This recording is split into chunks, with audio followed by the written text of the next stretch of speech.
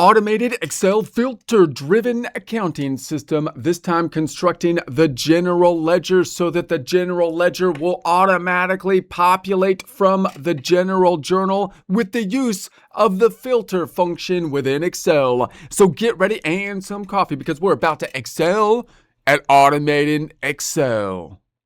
Here we are in Excel. If you don't have access to this workbook, that's okay because we basically built this from a blank worksheet but started in a prior presentation. So if you want to build this entire worksheet from a blank sheet, you could begin back there or just construct the part of the table that we're currently working on. If you do have access to this workbook though, 3 tabs down below, example, practice, blank, example, in essence, the answer key, the end result, the cheat sheet, the practice tab, having pre-formatted cells.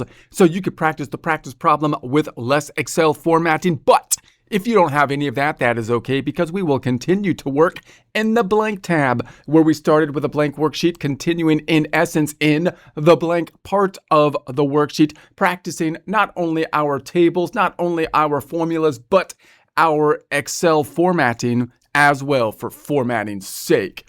Okay, so last time in prior presentations, we've been building our system bit by bit, starting off with a very simple chart of accounts, which gives us enough information to visualize. However, then we added our account numbers, and then to add another depth, we looked at departments and then the account types. Okay, and then we have a color system that we put in play for the different basic account types. Okay. So then we constructed a general journal entry, a general journal. This is where the actual data input goes. And as we discussed in prior presentations, this would be similar to the data input in a QuickBooks system, which would be constructed with the help and use of forms. Go into the first tab, plus button. I'm just looking at the QuickBooks test drive, which you can find by just typing into your favorite browser, QuickBooks Online Test Drive. And then we have the customer cycle forms, the vendor forms. These are the things that construct the end result or make the journal entries that are used to build the end result in accordance with the double entry accounting systems and the workings of the database. So that's what this basically is.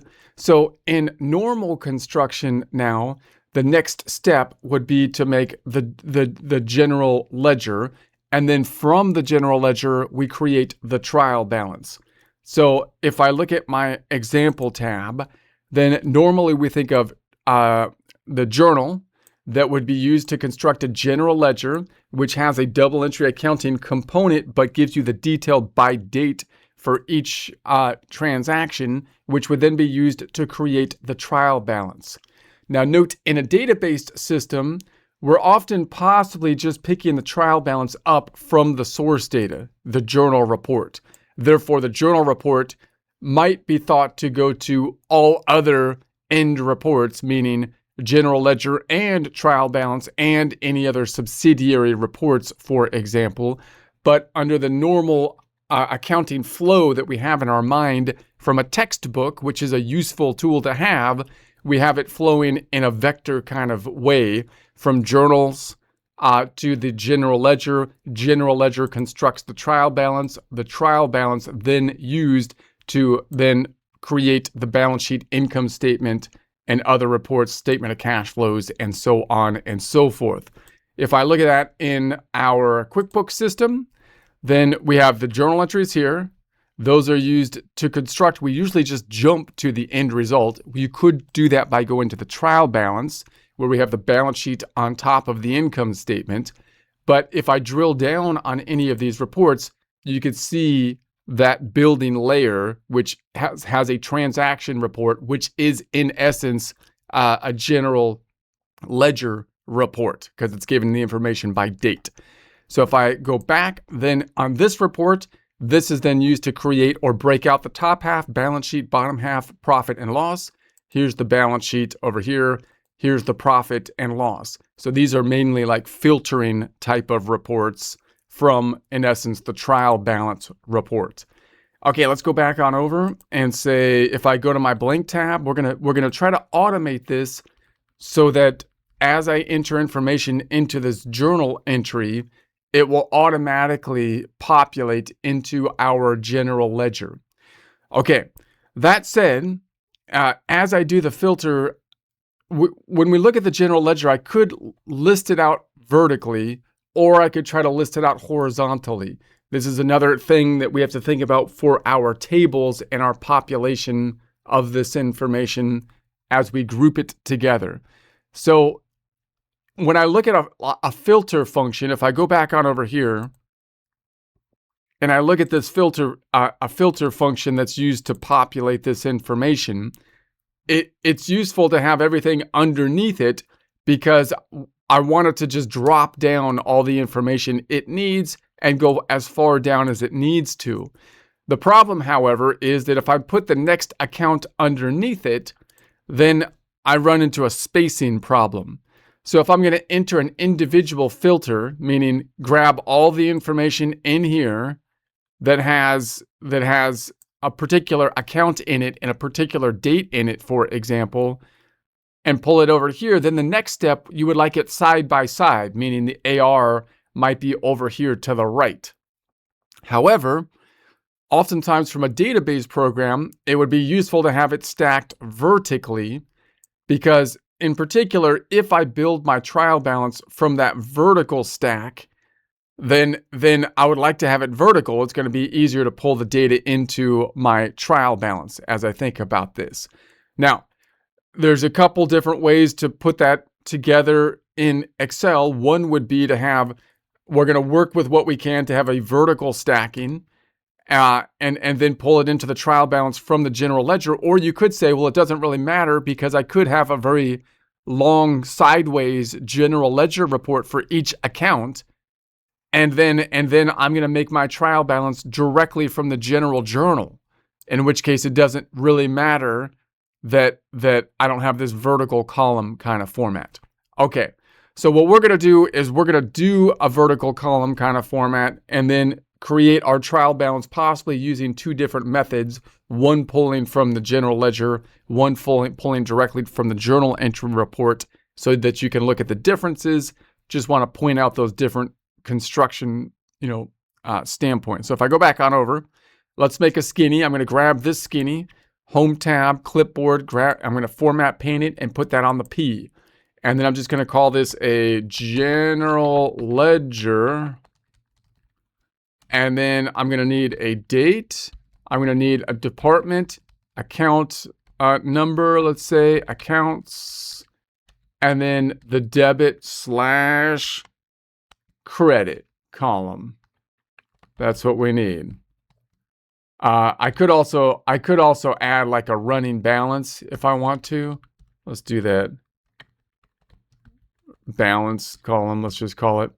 And then I'll grab all of these. I'll make it black, white, centered. Home tab, font group. Let's make that black. Let's make it white on the text and let's center it in the alignment group. I'll select this top bit and just make it black and white and keep it left aligned. Okay. And then I'm going to try to have each of the sections up top. So I'm just going to call this, the account is going to be, let's just call this the check-in. I'll say, well, I could put it over here and say this is going to be the check-in. And then this is going to be check-in here. Now, all the way down on this, I don't want the comma, so I'm going to select the S column. I'm going to go to the Home tab, Number Group, drop down, and make it a general layout. All right. And so then I'm going to make this color format. I'm going to copy this color formatting, Home tab, Clipboard, Color, and paint it here, just so that we could see that this is going to be the starting point for that color format. And then I will construct the filter.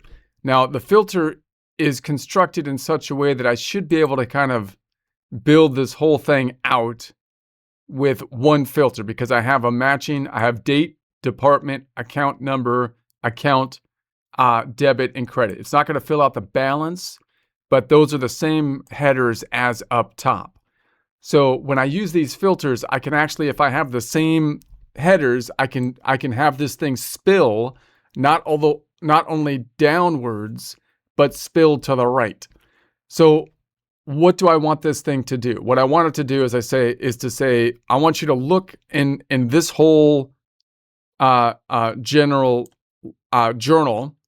I want you to find the items that have this account number in it, and I want you to then populate them over here. So that's going to be the general idea, and I want you to eliminate any of the spaces, right?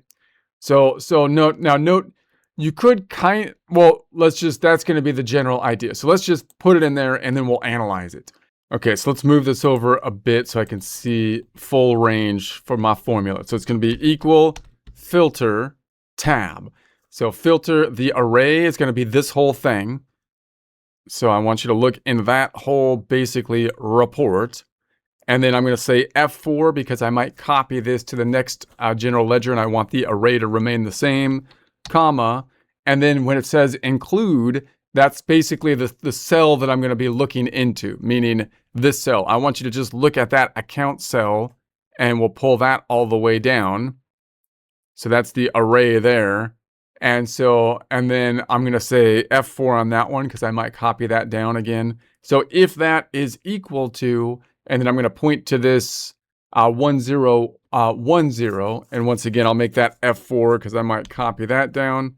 Actually, maybe I shouldn't make that F4. I won't make that F4. I'll just say that one. So that's going to be it. And then I can close this out. And then it'll just spill both down and to the right. So boom. And now it does everything. Now over here, this is a problem because it should be date format.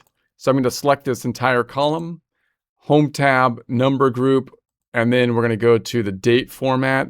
So actually, I have to go to more numbers, let's say, and then let's go to date, and then I want this date format.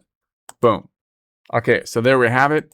So now it nicely populated the date, and it gave us the department. So now I've got the departments and I've got then the account number. It took all the spaces out in between them, so there's not a space in between them, and it gave us our totals, and it spilled it down this way. So just note that there's pros and cons with this whole filtering type thing. I still tend to like not use it unless it does something that normal kind of absolute referencing can't do. Why? Because I'd rather have information in these cells most of the time so I can see exactly what's happening if I'm doing normal copying and pasting, whereas the spill function kind of deposits everything up top, which makes it a little, it can get a little messy, and it can also kind of spill things down further, so it's harder to know exactly how far it was spilled and whatnot. But for this kind of thing, it's just perfect. So it just does exactly what we want it to do. Now, I could add a running balance then. Running balance is just going to be give me the balance as of 1/1, and then I'm going to say give me the prior balance plus the current change. In this case, we have credits are negative, debits are positive. So that means debits are going to increase it, credits are going to decrease it because it's a debit balance account. It's going to be the checking account. So I will just copy that down, and now we have our running balance. So let's go ahead and put some borders around this. We'll go to font group, border that. Okay, so now the next one here, after the checking, if I just go to the next one, that's going to be the accounts receivable. Now, I could put the accounts receivable, like I say, on the right side of it. Why would I do that? Because then I don't have any restrictions on how far down the filter goes. However, that means that it's going to be a little bit difficult to construct the trial balance from the general ledger. Now, that might not be a problem because you might construct the trial balance from a database program directly from the journal entries.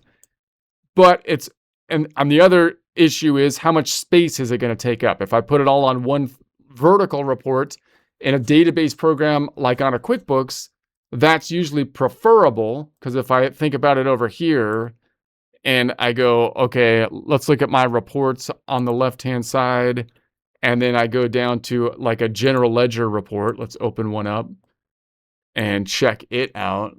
Let's put it on this side. We'll say general ledger. Let's go from 010126. Whoops.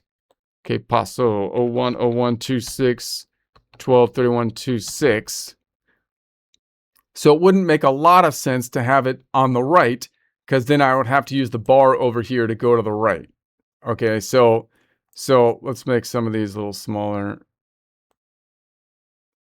Okay, so it would make more sense to have it vertical, because now I can go down underneath it and see it here. So that's nice in a database system like QuickBooks. Over here, it might not be as much of a problem in Excel, because it's pretty easy to go to the right, because I could just hide. I can select this and hide it. So if I don't want to deal with the general ledger, I can hide the whole thing.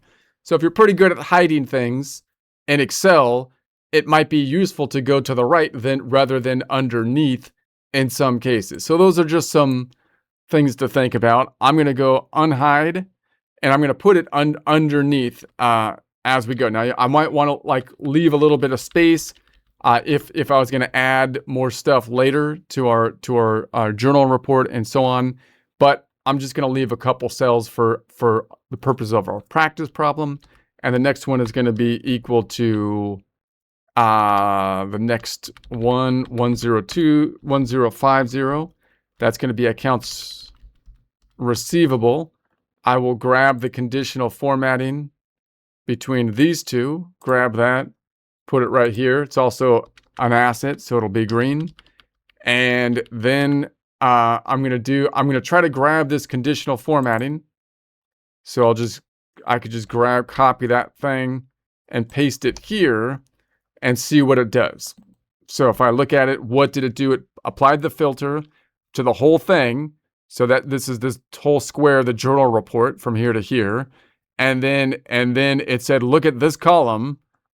And then it said, look at that column if it's equal to 1050, of which there are only 2. So if I go boom, it looks correct, because now the only 2 over here, that is AR, right there, AR, and then right there is an AR. Now, of course, we could double check this at the end, because I can sum up the debits and credits and make sure that they are in balance.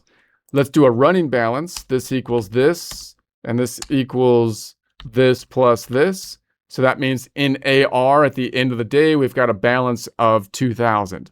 Let's go ahead and grab this whole thing and format paint it. I'll leave like 10 is what my common practice was. Remember that the checking account's always going to be a lot longer because of all the transactions in the checking account. So if I go back on over here, you could see that in QuickBooks here. Here's the checking account, all the activity, all the different types of transactions versus a savings account versus the accounts receivable. Still pretty active because it's in the day-to-day transactions, but far fewer transaction types in it, meaning form types. Inventory, less stuff going on, less forms going on. Undeposited funds, accounts payable, less stuff going on, only 2 form types in it. The MasterCard, this is going to be opening balance equity. And then on the income statement, you've got a lot less happening generally within these categories. So that means over here, I'm just going to leave 10 spaces in between. 1, 2, 3, 4, 5, 6, 7, 8, 9, 10. And so this one's going to be then 1200 equipment. I'll grab that, and then I'll just grab this format painting. By the way, this format painting will change automatically when I get past the assets, hopefully. Meaning when I could grab the same format painting from there. When I get to the next one, it'll be a different color, right? Because it'll be a liability. So then this one's going to be, I can just grab this again, copy, paste, and now it only has one there. Does that make sense? It's filtering the whole thing. That looks correct.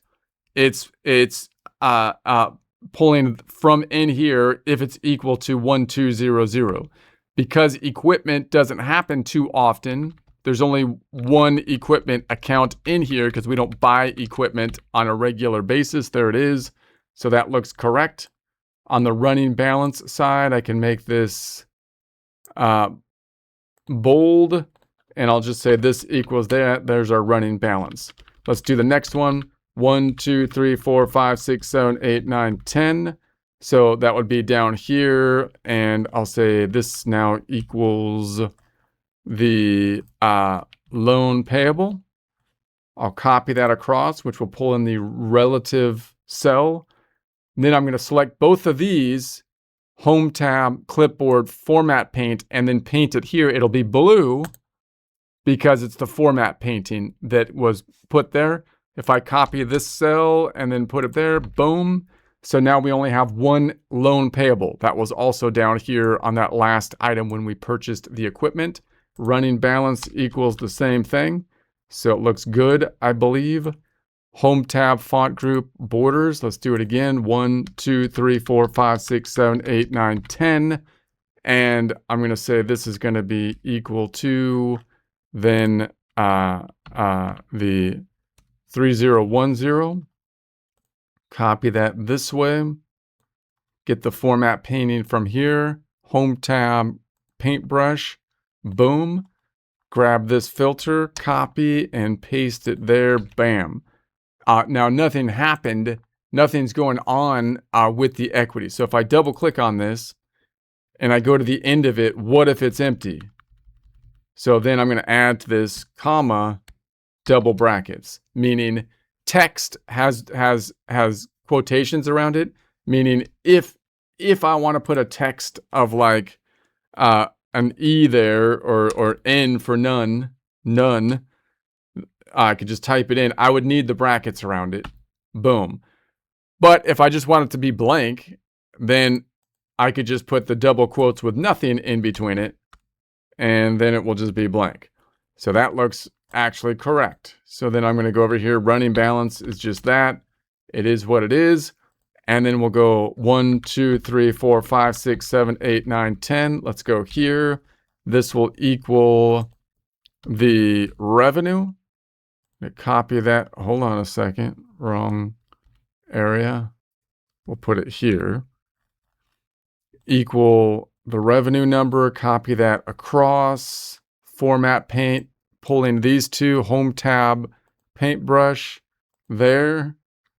And then we're going to grab the filter, copy, paste. All right, let's make that bordered out to here.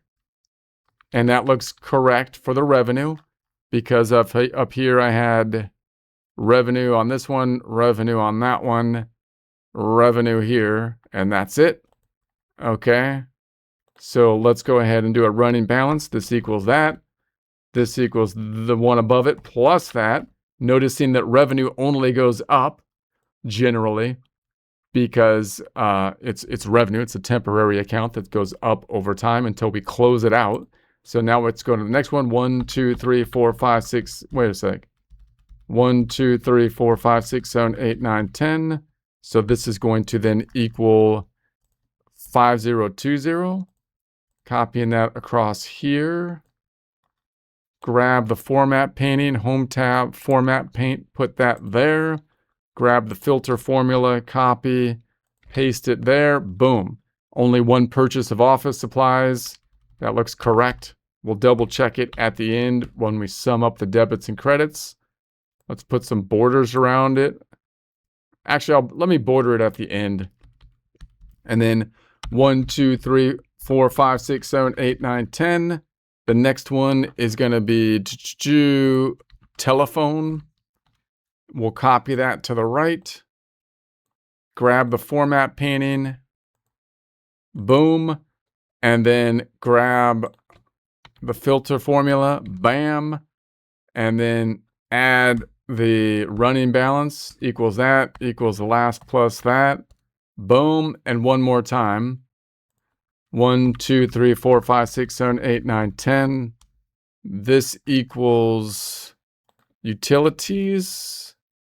Pull that to the right. And we'll format paint that here. Grab this. Copy and paste it. Running balance. This equals this one. This equals the one above it plus the one to the left. Boom. All right, let's double check it by having a total debit dr slash bracketed cr credits being negative numbers, summing up this column equals the sum of the whole thing. By the way, I'm doing this just with keystrokes. How do I do that? Equals sum tab. And then I'm going to go up one cell on the arrows, hold down shift. And now I'm just going up with the arrows, holding down the arrow. Boom, all the way up, holding down shift, down a little bit, and then enter. Boom. So it's at 0. Okay. So that looks correct. All right. So it looks, so there it is. So now I've automated it. I'm going to select the entire thing and then basically go home tab, font group. Let's border the whole thing. And then down here, I'll put a sum formula so that if it's 0, we want it to be that green. So you'll recall, I'll give it a little space if there's rounding error of like 2. So I'll go home tab, style, conditional formatting.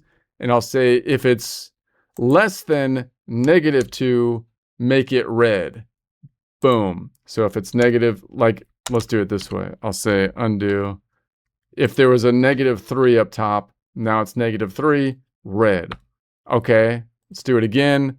Conditional formatting. If it's greater than +2, make it, if it's, wait a second. Hold on. Do it again. If it's greater than +2, make it red.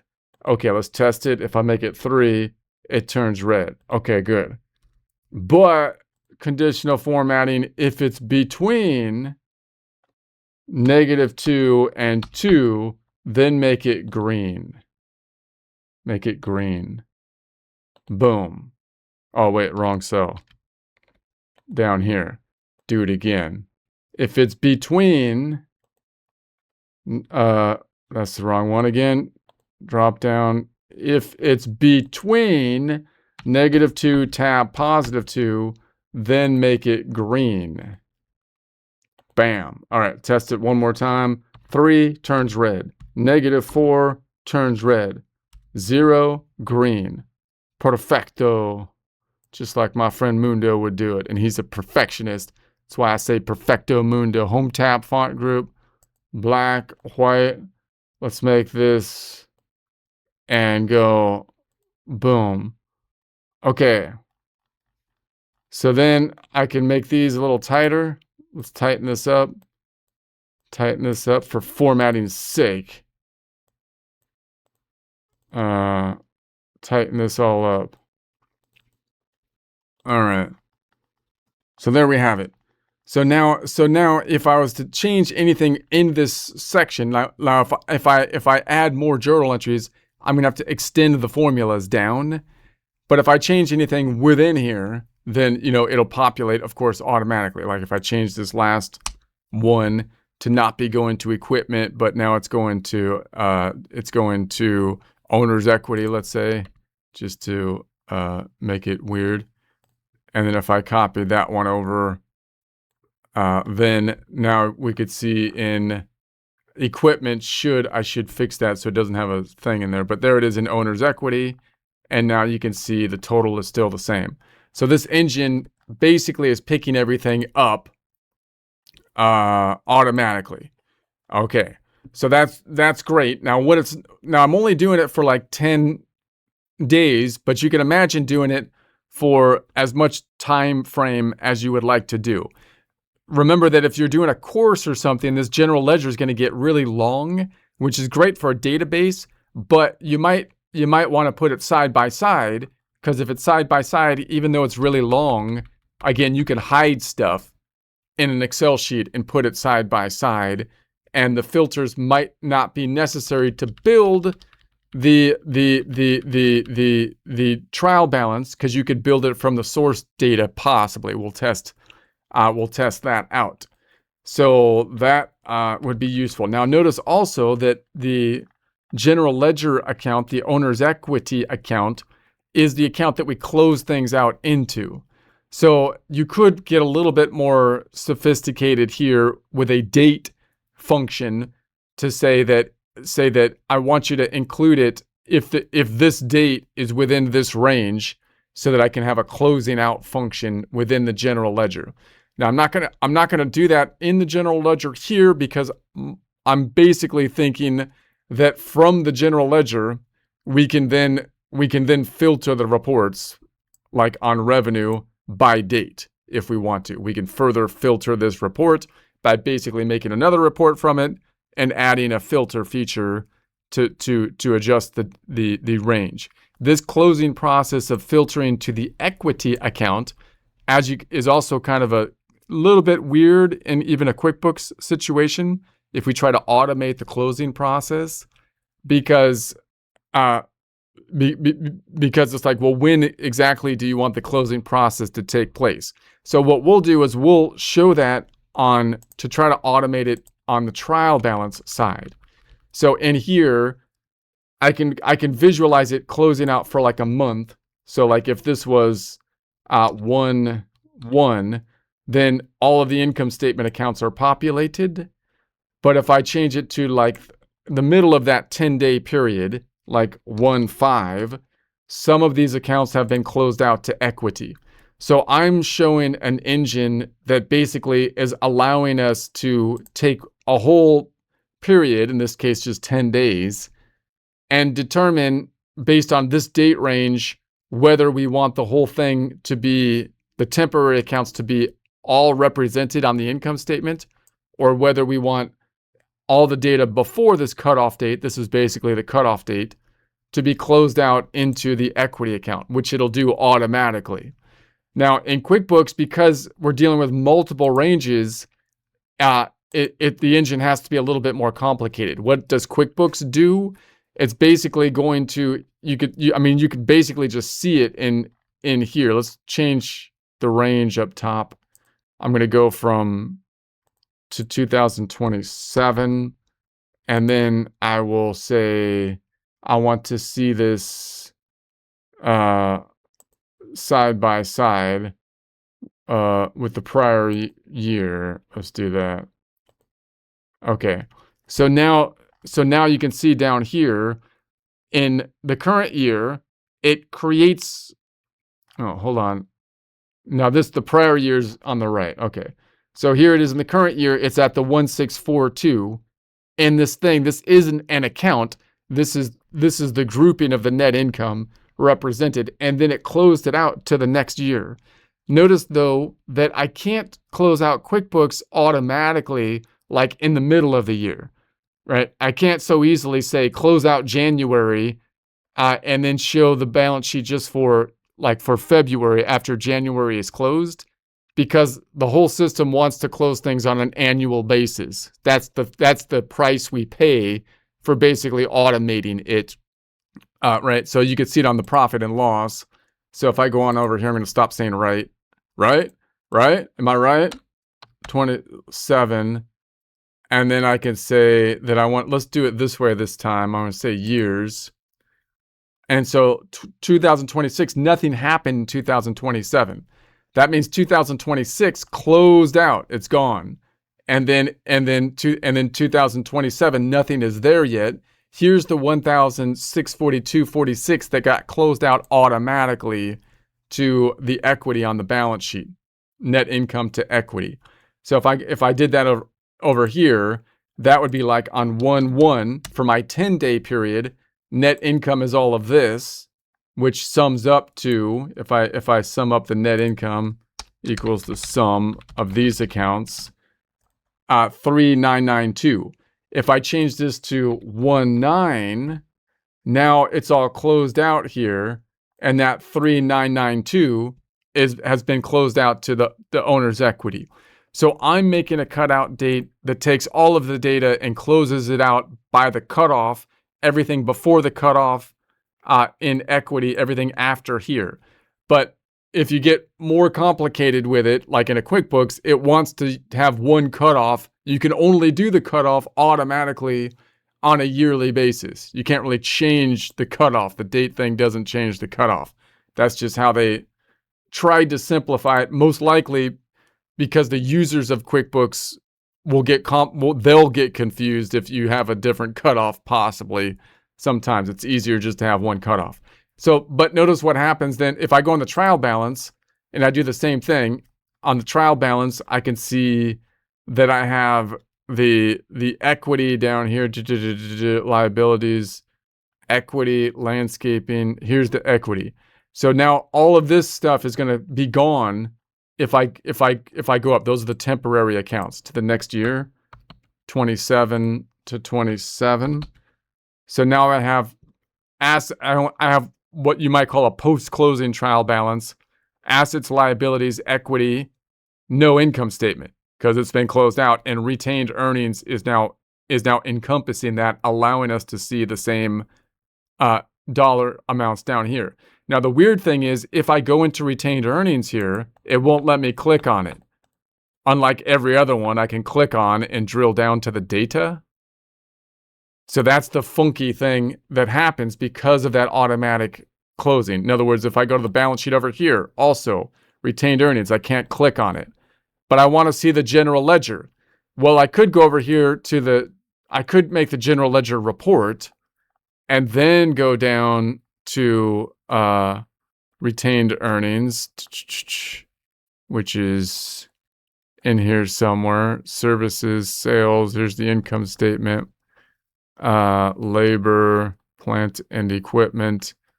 This is income, I believe. Opening balance, equity. And then design, notes. It's not even in here. So there are reports that have the retained earnings on it, but it's a little bit wonky in the QuickBooks system because of that, right? So that's just something to keep in mind that we want to be able to automate the system, but that interplay of the general ledger here, what's the general ledger going to look like, and what's the closing process going to look like on the trial balance will vary depending on how complicated you want to make things and how exactly you want to kind of construct it. And I think QuickBooks' idea is to make it simple because a lot of people that use QuickBooks don't really understand the closing process. So that you could imagine that they could make it more sophisticated so that they can change the trigger like I have here for the closing process more than just at the end of the year, like anytime. But a lot of people probably just don't fully understand that, so they're going to confuse people more than they might help people. But if you're building your own system or teaching or something, then it's kind of nice to have an engine that shows you, well, what if I closed it out at the end of the month versus the end of the quarter, the end of the year, and kind of thing. So you can kind of you can construct that out. Also, this vertical format, if you're going to pull this into a trial balance, is tedious because you're going to end up scrolling way down if you have a long problem that you're working with. So therefore, if you put it side by side, then it's actually easier in some ways because if I want to ignore the whole thing, I can hide the whole thing in Excel.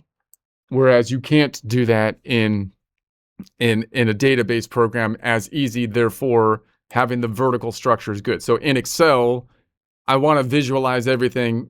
The whole point of Excel is that everything is easy to see the source. The point of a database program is that everything populates properly, but you can't really see all the links. So you end up with these different kind of goals that you might run into as you're building out whatever you're building within Excel versus a database program, instructional tools versus functional tools, dealing with sophisticated understanders of whatever system you're using, like accounting, versus those that are unsophisticated.